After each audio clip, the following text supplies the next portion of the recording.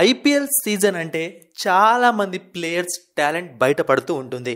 అయితే ఈరోజు మనం ఈ వీడియోలో ప్రతి టీంలో దాగి ఉన్న ఒక మట్టిలో మాణిక్యాన్ని గురించి తెలుసుకుందాం. అంటే మీకు అర్థమవుతుంది అనుకుంటాను, నేను ఇక్కడ X factor player, match winners గురించి మాట్లాడట్లేదు. మీరు ఎక్స్పెక్ట్ చేయని ప్లేయర్స్ కొంతమంది ఉంటారు, వాళ్ళు సూపర్ గా పర్ఫామ్ చేసే ఛాన్స్ ఉంటుంది. సో వాళ్ళ గురించే ఇక్కడ నేను డిస్కస్ చేయబోతున్నాను. వీడియో మొత్తం చూడండి. మీకు ఇష్టమైన ప్లేయర్ ఎవరో కామెంట్ సెక్షన్ లో తెలియజేయండి. అలాగే మీకు ఇష్టమైన టీం ఏదో కామెంట్ సెక్షన్ లో తెలియజేయండి. అండ్ వెంటనే తెలుగు బస్ టెలిగ్రామ్ ఛానల్లో జాయిన్ అవ్వండి. డిస్క్రిప్షన్ బాక్స్లో లింక్ ఉంది. సో ఒకసారి ఛానల్లోకి వెళ్ళి చూస్తే మీకు అర్థమవుతుంది మనం ఎలాంటి కంటెంట్ అక్కడ ప్రొవైడ్ చేస్తున్నామో. ఫస్ట్ అయితే నేను ఢిల్లీ క్యాపిటల్స్ టీంతో స్టార్ట్ చేస్తాను. సో ట్రిస్టన్ స్టబ్స్ మీ అందరికీ బాగా తెలిసిన పేరు. అంటే అప్పుడప్పుడు కొన్ని లీగ్స్ లో వినిపిస్తూ ఉంటుంది. అండ్ ఇంతకుముందు ముంబై ఇండియన్స్ టీంలో కూడా ఉన్నాడు. బట్ ముంబైలో ఉన్న హై కాంపిటీషన్ వల్ల ఈ ప్లేయర్కి ఎక్కువగా అవకాశం రాలేదు. బట్ ఈ ఇయర్ ఢిల్లీ క్యాపిటల్స్ టీంలో ఇతను ఖచ్చితంగా ప్రతి మ్యాచ్ ప్లేయింగ్ 11లో ఉండే అవకాశం ఉంది. ట్రిస్టన్ స్టబ్స్ కి చాలా పెద్ద హిట్టింగ్ ఎబిలిటీ ఉంటుంది. అంటే చాలా ఈజీగా హిట్టింగ్ చేయగలడు. అంతేకాకుండా ఇతను వికెట్ కీపింగ్ తో పాటుగా చాలా మంచి గన్ ఫీల్డర్ కూడా. సో ఈ ఇయర్ మనం ఐపీఎల్ లో ఖచ్చితంగా ట్రిస్టన్ స్టబ్స్ ఆడే సూపర్ గేమ్ ని చూస్తామని నాకు అనిపిస్తోంది. ఇక నెక్స్ట్ పంజాబ్ కింగ్స్ విషయానికి వచ్చాము అంటే అశుతోష్ శర్మ. ఈ పేరుని మీరు చాలా తక్కువగా విని ఉంటారు. అంటే క్రికెట్ గురించి ఎక్కువగా తెలుసుకునే వాళ్ళు మాత్రమే విని ఉంటారు. సో ఈ ప్లేయర్ చాలా భారీ హిట్టర్. అయితే పంజాబ్ కింగ్స్ ఇతనికి అవకాశం ఇస్తుందా లేదా అన్నది వేచి చూడాలి.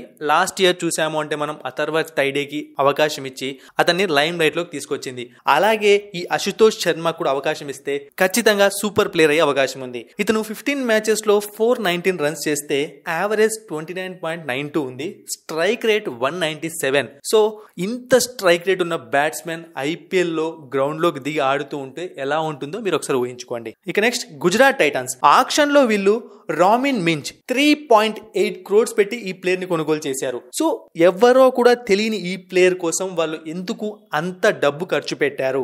సో ఇతను టోటల్ గా 11 ఇన్నింగ్స్ లో ఇప్పటి వరకు 353 రన్స్ చేస్తే యావరేజ్ 39, స్ట్రైక్ రేట్ 148. ఒక T20 ఫార్మాట్ కి ఎలాంటి స్టాట్స్ అయితే కావాలో మనకు ఇతని దగ్గర అవన్నీ క్లియర్ గా కనిపిస్తున్నాయి. అండ్ గుజరాత్ టైటాన్స్ వాళ్ళు కూడా ఎలాంటి ప్లేయర్స్ ని కొనుగోలు చేస్తున్నారు అంటే సూపర్ ప్లేయర్స్, ఫెంటాస్టిక్ ప్లేయర్స్ అన్న వాళ్ళ గురించి కాకుండా అండర్ డాగ్స్ ప్లేయర్ పైన ఎక్కువగా ఫోకస్ చేస్తున్నారు. వాళ్ళ టీం మొత్తం దాదాపు అలాంటి ప్లేయర్సే ఉంటారు. సో ఈ ఇయర్ రామిన్ మించ్ కి వీళ్ళు అవకాశం ఇస్తారో లేదో తెలియదు, కానీ ఇస్తే మాత్రం ఇతను కూడా స్టార్ ప్లేయర్ అయ్యే అవకాశం క్లియర్ గా కనిపిస్తోంది. ఇక next Kolkata night riders team.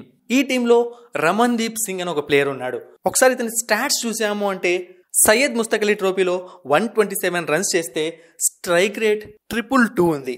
T20 strike rate average గా 155 మెయింటైన్ చేస్తున్నాడు. సో చాలా భారీ hitter. And Kolkata night riders కు చాలా మంచి ఫినిషింగ్ డిపార్ట్మెంట్ ఉంది. సో ఆ డిపార్ట్మెంట్ లో ఇతను జాయిన్ అయినా, ఇతను ప్రూవ్ చేసుకున్న ఇంకొక స్టార్ ప్లేయర్ మనకు కనిపించే అవకాశం ఉంది. సో రమన్ దీప్ సింగ్ ఈ పేరుని గుర్తుపెట్టుకోండి. మీరు తర్వాత ఐపీఎల్ టైంలో ఎక్కువగా వినే అవకాశం ఉంది. ఇక next Sunrisers Hyderabad team. So ఇది మట్టిలో మాణిక్యం ఏం కాదు, వనిందు హస్రంగా మనకు బాగా తెలుసు. సో ఇంతకు ముందు ఆర్సీబీ టీం ఆడాడు. అయితే ఈ ఇయర్ సన్ రైజర్స్ హైదరాబాద్ టీంలో ఇతను స్టార్ ప్లేయర్ అయ్యే అవకాశం ఉంది. వనిందు హస్రంగా ఎలాంటి ప్లేయర్ మనందరికీ బాగా తెలుసు, ఎలా బౌలింగ్ చేస్తాడో తెలుసు. బట్ ఎస్ఆర్హెచ్ టీంలో ఒక స్పిన్నర్ లోటు చాలా సంవత్సరాలుగా కనిపిస్తుంది, ముఖ్యంగా రషీద్ ఖాన్ వెళ్ళిపోయాక. సో ఇతను వెళ్ళడం అనేది ఆ స్లాట్ ని పూర్తిగా ఫిల్ చేసే అవకాశం ఉంది. రషీద్ ఖాన్ లాగా బౌలింగ్ చేయకున్నా ఖచ్చితంగా ఎస్ఆర్హెచ్ లో సూపర్ ప్లేయర్ అయ్యే అవకాశం ఉంది. సో ఒకసారి వనిందు హసరంగా స్టాట్స్ చూసాము అంటే 26 మ్యాచెస్ లో యావరేజ్ గా 7.20తో బౌలింగ్ చేస్తున్నాడు. వికెట్స్ 35 ఉన్నాయి. ఎకానమీ 8.13 ఉంది. Next Mumbai Indians team. నేను already Mumbai Indians X factor player లో కూడా ఈ ప్లేయర్ ని మెన్షన్ చేశాను, నువాన్ తుషారా. సో అచ్చు గుద్దినట్టు మలింగా లాగా బౌలింగ్ చేస్తున్నాడు అండ్ ఫెంటాస్టిక్ గా బౌలింగ్ చేస్తున్నాడు. సో ఈ ఇయర్ ముంబై ఇండియన్స్ ఇతనికి అవకాశం ఇచ్చిందంటే మాత్రం ముంబై ఇండియన్స్ కు లాంగ్ టర్మ్ లో ఒక ఫెంటాస్టిక్ బౌలర్ దొరికినట్టే అవుతుంది. అంతేకాకుండా శ్రీలంక క్రికెట్ నుంచి ఇంకొక స్టార్ బయటకు వచ్చినట్టే అవుతుంది. ఇక నెక్స్ట్ రాజస్థాన్ రాయల్స్. ఈ టీం ఆక్షన్ లో నండే బర్గర్ అనే ప్లేయర్ ని కొనుక్కుంది. సో ఇతను సౌత్ ఆఫ్రికా ప్లేయర్. అండ్ ఇతను ఎలా ఆడతాడో ఇండియన్ అభిమానులకు ప్రత్యేకంగా చెప్పాల్సిన పని లేదు. ఆల్రెడీ మనతోనే టెస్ట్ మ్యాచ్ల్లో ప్రూవ్ చేసుకున్నాడు. కాబట్టి ఈ ఇయర్ రాజస్థాన్ రాయల్స్ టీంలో ఇతను ఇంపార్టెంట్ ప్లేయర్ అయ్యే అవకాశం ఉంది. ఇక నెక్స్ట్ చూసాము అంటే లక్నో సూపర్ జైంట్స్. సో ఈ టీంలో దేవదత్ పడికల్ ఈ ఇయర్ ఇంపార్టెంట్ రోల్ ప్లే చేసే అవకాశం ఉంది. దేవదత్ పడిక్కల్ ఆర్సీబీ టీంలో ఉన్నంత కాలం ఐపీఎల్లో తన పేరు ఎప్పుడు చర్చలోకి వచ్చేది. అంటే ఫెంటాస్టిక్గా ఆడుతున్నాడు, ఎక్కువ రన్స్ చేస్తున్నాడని. కానీ ఎప్పుడైతే టీం మారాడో అప్పటి నుంచి సరిగ్గా పర్ఫామ్ కూడా చేయలేకపోతున్నాడు. దానికి కారణం తనకు సెట్ అయిన ప్లేస్లో తనకి బ్యాటింగ్ రాకపోవడమే. బట్ లక్నో వాళ్ళు ఇతని ఒక ఓపెనర్గా తీసుకున్నారు కాబట్టి ఈ ఇయర్ మనం దేవదత్ పడిక్కల్ నుంచి ప్రైమ్ గేమ్ ని చూసే అవకాశం ఉంది. ఇక next Chennai Super Kings. So Chennai Super Kings auction లో చాలా మంచి ప్లేయర్స్ కొనుగోలు చేసింది. Rachin Ravindra, Daryl Mitchell. But నేనైతే శార్దుల్ ఠాకూర్ ఇక్కడ ఇంపార్టెంట్ ప్లేయర్ అంటున్నాను. ఎందుకంటే ఇంతకు ముందు సిఎస్కే టీంలో శార్దుల్ ఠాకూర్ ఉండేవాడు. అండ్ సిఎస్కే టీంలో ఉన్నప్పుడే అతనికి గోల్డెన్ ఆర్మ్ అన్న పేరు కూడా వచ్చింది.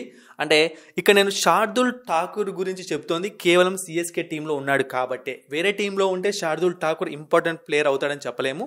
ఎందుకంటే సిఎస్కే టీంలో ఎంఎస్ ధోని ఉన్నాడు. ఎంఎస్ ధోనికి శార్దుల్ ఠాకూర్ని ఏ విధంగా యూజ్ చేసుకోవాలో బాగా తెలుసు.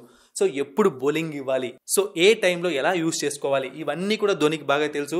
అందుకే ఈ ఇయర్ శార్దుల్ ఠాకూర్ మళ్ళీ మనకు లార్డ్ శార్దుల్ ఠాకూర్ లాగా ఐపీఎల్లో కనిపించే అవకాశం ఉంది. ఇక next royal Challengers Bengaluru. So ఇక్కడ నేనైతే రజత్ పటిదార్ గురించే మాట్లాడదాం అనుకుంటున్నాను. ప్రైమ్ ఫామ్లో ఉన్నాడు అనమాట. డొమెస్టిక్ ఫార్మాట్లో అద్భుతమైన ఫామ్లో ఉన్నాడు. లాస్ట్ ఇయర్ ఐపీఎల్ ఆడలేదు.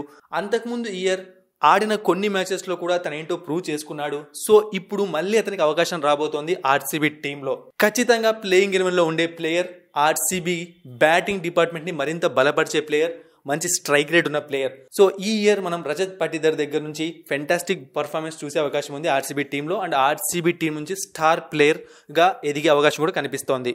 మరిన్ని ఇంట్రెస్టింగ్ వీడియోస్ కోసం సబ్స్క్రైబ్ చేయడం మర్చిపోకండి.